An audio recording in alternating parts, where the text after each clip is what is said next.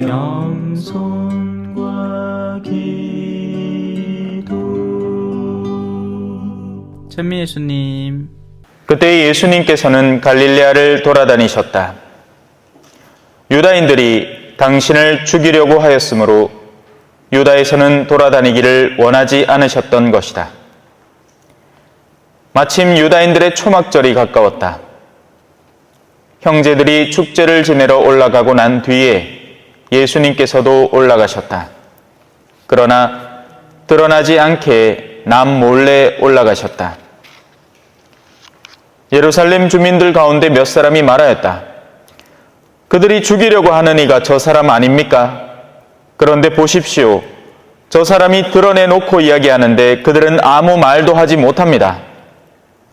최고의회 의원들이 정말 저 사람을 메시아로 알고 있는 것은 아닐까요? 그러나 메시아께서 오실 때에는 그분이 어디에서 오시는지 아무도 알지 못할 터인데 우리는 저 사람이 어디에서 왔는지 알고 있지 않습니까? 그래서 예수님께서는 성전에서 가르치시며 큰 소리로 말씀하셨다. 너희는 나를 알고 또 내가 어디에서 왔는지도 알고 있다. 그러나 나는 나 스스로 온 것이 아니다.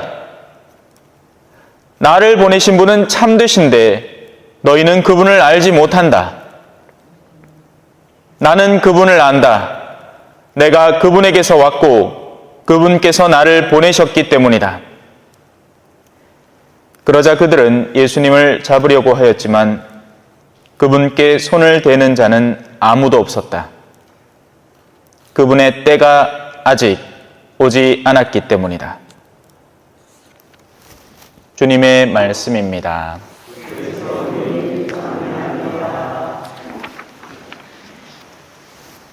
찬미 예수님. 자, 오늘 일독서를 잠깐만 보겠습니다. 눈을 멀게 하려면 눈알을 뽑아내면 되죠. 아니면 하여튼 눈이 점점 흐릿해집니다. 그죠? 노안이 다가오고 그게 덜 보란 얘기죠. 예. 하느님이 그렇게 만들어 놓으신 거예요. 죽기 전까지 귀가 쨍쨍하게 들리면 얼마나 속 시끄럽겠습니까? 옆에 가족들이 수군댈 낀데, 그죠? 아버지 아있나? 순간하는 그 재산 있는 거 아나? 그거 우리 다 뽑아 모아야 된다. 알지? 그 하는 소리 다 듣고 있으면 속에 천불 날 거 아닙니까? 그러니까 어느 정도쯤 되면 이제 안 들리? 아버지! 해야, 와, 한단 말입니다. 그게 세상의 귀와 눈이고 그런 눈과 귀는 자연스럽게 덮여가게 마련입니다. 하느님 그렇게 만들어놨어요. 하지만 우리는 다른 시각도, 다른 청각도 지니고 있는 겁니다. 예수님이 항상 하시는 얘기 있죠. 들을 귀가 있는 사람은 들어라. 그 말은 이 귀를 얘기하는 게 아니에요. 들을 마음의 준비를 말하는 거죠. 그런데 재밌는 게 있습니다. 그죠? 우리는 체계적으로 사고하기 이전에 마음에서 어떤 결정을 우선적으로 내립니다. 그렇게 되면 듣기 싫은 사람의 이야기는 그가 아무리 콩으로 된장을 쏜다 하더라도 더 이상 들리지 않게 됩니다. 반대로 내가 마음을 두는 사람은 정말 엄한 이야기를 해도 그게 다 진짜라고 믿어버리기까지 합니다.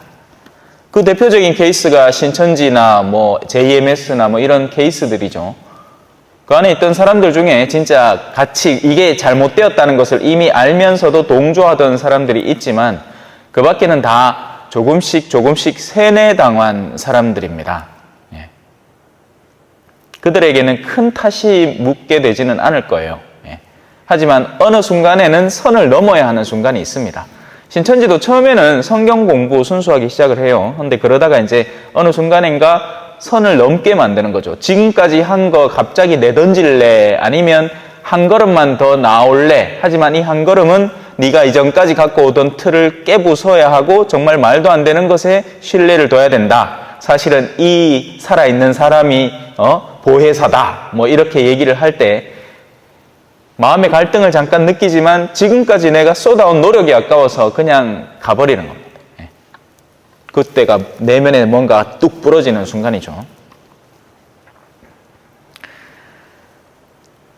눈은 머는 겁니다.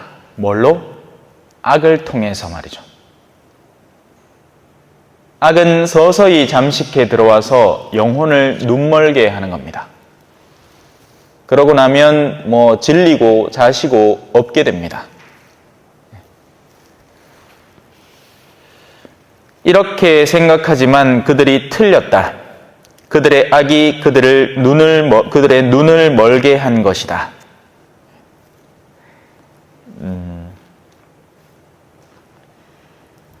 그러니까 제가 외국에 나가서 언어를 배웠잖아요.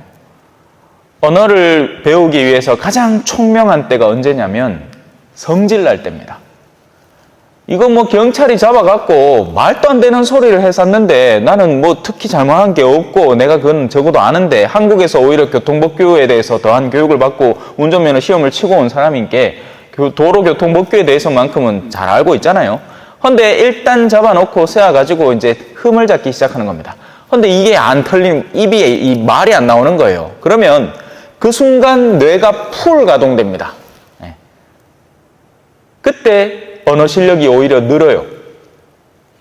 우리의 지적 영역은 그 이전에 존재하는 어떤 내면의 작용에서부터 거기에서 뿜어져 나오는 경우가 더 많은 겁니다. 세속적으로 똑똑해 보이는 어떤 방법들을 사람들이 수군댈 때가 있습니다. 하지만 근원적으로 틀려먹은 생각이에요. 그런 경우가 더 많습니다. 사람들이 서로 똑똑하고 이런 방식으로 돈을 더 벌 수 있다. 예를 들어 농사를 하는데 폐기물이 나오는 거 저 뒤에 갖고 은근슬쩍 어디 파묻어 보면 된다. 그거 아무도 안 찾아본다. 이런 식으로 영리함을 나누려고 하지만 이미 그 이전에 그 마음 자체가 틀려먹은 거죠. 그렇게 해서 벌어들이는 금액에 대한 목적이 뚜렷하지도 않은데 일단은 돈부터 벌자는 생각에 사로잡혀 욕심에 빠져 눈이 멀어 있는 겁니다. 그러니 자기들 딴에는 영리한 무언가를 한다 생각하겠지만 오히려 악에 눈이 멀어버린 거죠. 이런 일들은 의외로 우리 주변에 흔합니다. 사람들이 모여서 험담을 시작할 때 자기들은 정말 누군가에 대해서 정말 참 그래도 또 이야기하는 상대의 반응도 잘 그때그때 살피면서 근데 목적하는 바는 뚜렷한 거예요. 누군가를 험담하고 싶은 거죠. 침묵을 못하는 겁니다. 그 의도 자체가 처음부터 틀려먹었다는 것을 이해를 못하는 거예요. 왜? 눈이 멀었기 때문이죠. 자, 그래서 그 가운데 방식으로 악인이 의인에게 가하는 두 가지 대표적인 게 있습니다. 하나는 모욕입니다. 욕되게 하는 거예요. 욕보이는 거죠. 다른 하나는 그가 고통을 겪게 하는 겁니다. 이게 악인들이 쓰는 방식이에요. 자, 근데 여기서 주의해야 됩니다. 조심해야 돼요. 왜? 우리는 전혀 다른 것을 하고는 내가 누군가에게 모욕을 주고 내가 누군가를 고통스럽게 했구나 하고 어떻게 표현하죠? 이제 자괴감을 들 수 있단 말이에요. 아니란 말입니다. 자, 왜 그런지 제가 가르쳐 드릴게요. 자, 얼마 전에 이 뉴스에 10살짜리 애를 계모하고 저거 아버지가 학대를 하다 걔가 죽어버렸어요. 그리고는 이제 그 범죄 행각이 드러납니다. 그게 모욕입니까? 아니면 자신들이 저지른 일에 대한 자연스러운 결과가 드러나는 것뿐입니까? 후자죠. 그걸 두고 어떻게 모욕을 준다 할 수 있습니까? 그럼 경찰은 아무것도 하면 안 되겠네요. 어떤 행위든지 그 사람들에게 모욕이 되니까. 아니란 말이에요. 자신들이 누적시켜 놓은 일에 대한 자연스러운 드러남인 거죠.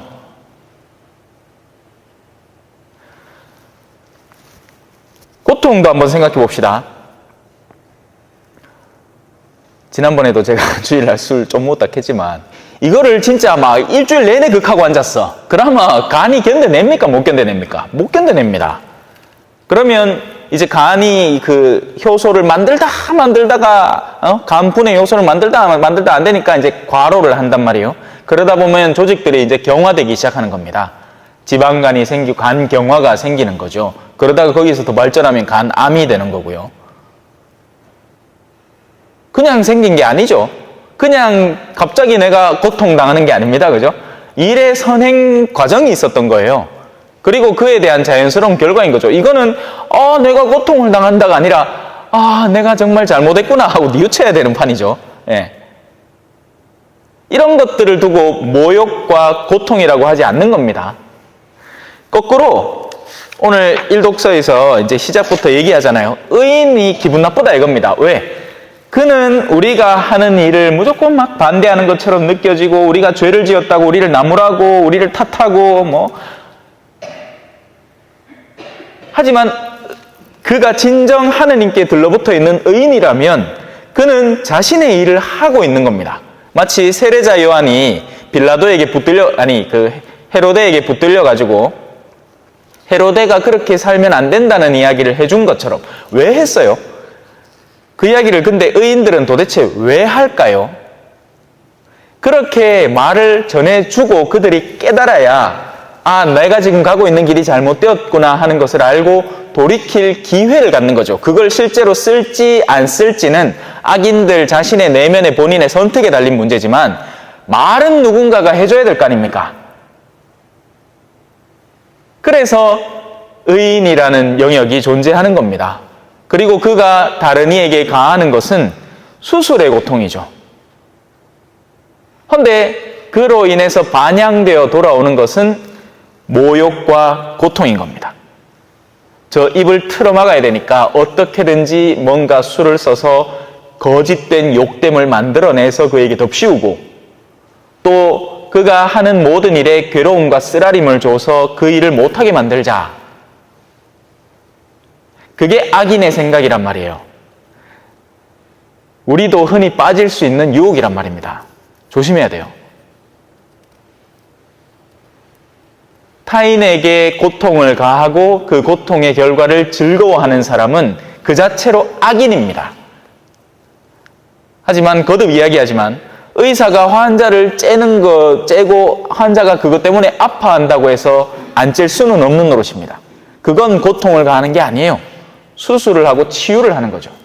여기까지 잘 이해하셨죠? 이해하셨으리라고 믿고 넘어갈게요. 네, 워낙에 반응은 없으니까. 자, 이제 복음으로 돌아와 봅시다. 우리는 이제 예수님의 모습을 봅니다. 그런데 예수님의 이 첫 번째 복음에서의 첫 번째 장면은 어찌 보면 굉장히 막말로 쪼다 같아요. 도망댕기는 느낌입니다. 쫄아가지고. 하지만 과연 예수님이 쫄보일까요? 아니죠. 예수님은 누구보다도 용감무쌍한 분이십니다. 가장 완전한 인간이시고 신적인 능력 속에서 활동하고 계시기 때문에 용기가 부족할 리가 없습니다. 그렇다면 이 부분에 대한 이해를 달리 해야 되는 겁니다.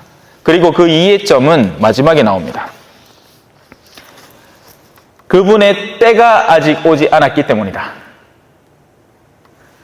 자, 제가 늘 하는 이야기 있죠. 참외 수확을 언제 할까요? 2월 16일 날 딱 정해놓고 하면 됩니까? 큰일 나죠? 익지도 않은 참외를 따가 왜 하겠단 말입니까? 그죠? 그거는 참외를 딱 보고, 이거 색깔이 어떻게 변해가는가? 무게는 어느 정도 되는가? 크기는 어느 정도 커져 있는가? 여기서 더 클 건가 말 건가? 날씨는 앞으로 구줄긴가 말긴가? 잘 식별해서 딱 좋은 때 따마 가장 높은 값의 참외를 훌륭하게 수확해낼 수 있는 것이고 그 때를 놓치면 이제 똥값 되는 건 일도 아니죠. 아예 못 쓸 수도 있고 한 날 하루만 날 놓쳐가지고 잘못 덜 덮었디마 참외가 다 얼었고 더 익었고 고랍고 이러면 큰일 나는 거 아닙니까? 그죠? 때라는 것은 줄줄줄줄 흐르는 시간 속에 딱 고정된 어떤 때가 아닙니다. 때라는 것은 주변의 상황과 환경을 식별하고 지금 일어나는 영적 사정을 살펴서 예수님은 어디까지 가려고 작정을 하고 있느냐면 아직 일이 완결되지 않았는데 자신을 내어 바치는 어리석음을 범하지 않는 겁니다. 그리고 그건 하느님께서 지켜주시는 거예요. 그 얘기를 하는 게 오늘 화답송이죠. 그 모든 곤경에서 구해주셨네. 그의 뼈를 고스란히 지켜주시니 뼈마디 하나도 꺾이지 않으리라. 하지만 이 말은 세상에서 완벽하게 보호받는다는 얘기가 아닙니다. 거꾸로예요. 의인은 적절한 때를 기다려서 자신의 순환을 완결시킨단 말이에요, 세상에서. 의인은 고생을 두려워하지는 않습니다. 그렇다고 해서 고생이 좋다고 하는 게 아니에요. 고생은 고생스럽기 때문에 고생이에요. 이게 무슨 말이야. 그죠? 고생은 고통스럽기 때문에 고생입니다. 하지만 그 고생이 다가온다는 것을 엄연히 알고 있습니다. 왜? 세상에서 자신의 역할에 대한 인지가 분명하기 때문이죠. 아니, 여러분들 자녀들 보면 느낌이 딱 오지 않습니까? 나의 노년이 어떻게 될지. 자식들이 신앙생활 안 하는데 여러분들한테 무슨 성사를 챙겨주겠어요? 뭐 어디 병원에 아프고 누워있다고 하고 신부님을 불러오겠습니까? 이제 예견된 거예요, 이미. 나의 마지막은 외롭겠구나. 나는 죽음의 단말마의 고통 중에서도 그 어떤 영적 위로도 기대할 수 없겠구나. 내가 지금은 말이라도 하고 이야기라도 꺼낼 수가 있지. 그런데 지금도 내가 그 이야기를 꺼내놓지 않고 자녀들에게 일찌감치 훈련을 시켜놓지 않는 다음에 다가올 결말은 뻔한 거죠. 때는 우리를 기다리는 겁니다. 우리도 그 때를 기다릴 수 있고요. 그래서 복음 전파의 가장 좋은 때는 언제일까요? 지금입니다. 왜? 지금 내가 살아있잖아. 지금 내가 기회가 있잖아요. 지금 내가 누릴 수 있는 고해성사를 볼 좋은 때는 언제죠? 오늘입니다. 정한되면 미사 마치고 신부님이라고 붙들어야 돼요. 성사 달라고. 그게 아니고 우린 다 기다리죠. 부활 직전에 보겠다고. 그때까지 살아있기를 바랍니다. 수많은 중세 귀족들이 가다가 죽었어. 옛날에는 세례를 알았단 말이에요. 세례를 받으면 원죄하고 본죄하고 싹 사라진다. 그러니까 어째 미랐다가 맞자. 근데 가다가 죽어본단 말입니다. 환장하겠죠? 성사도 비슷하단 말입니다. 판공 때를 기다리. 그럼 그동안에 나의 이 엉망진창이 된 마음이 고스란히 그냥 남아있느냐? 아니죠. 악은 증폭됩니다. 선도 우리가 행하면 행할수록 수월해지고 증폭되는 것처럼 악은 우리가 간직하면 멈춰있는 게 아니에요. 악이 내 안에 있으면 어떻게 됩니까? 눈이 멀고요. 그 눈먼 삶을 계속 살아가면 괜찮았을 관계도 또 파괴시키고 또 파괴시키는 겁니다. 미리 마음을 깨끗이 하고 정화시켰으면 아무것도 아닐 일이었을 일들이 기분이 나쁜 상태에서 그 일들을 자꾸 접하니 마음이 갈수록 수렁이 되는 거죠. 진흙탕이 되는 겁니다.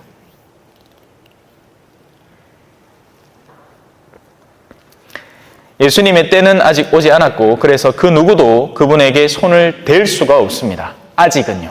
하지만 때는 다가올 것이고 그때 예수님은 이제 모든 이의 반대를 받아 이제 십자가로 나아가시는 거죠. 우리는 그 때를 이 전래시기라는 독특한 시간적 배경 속에 밀어 넣어서 함께 살고 있지만 따로 때가 있는 게 아닙니다. 지금이 회개의 때이고 지금이 뉘우침의 때이고 지금이 회복의 때입니다.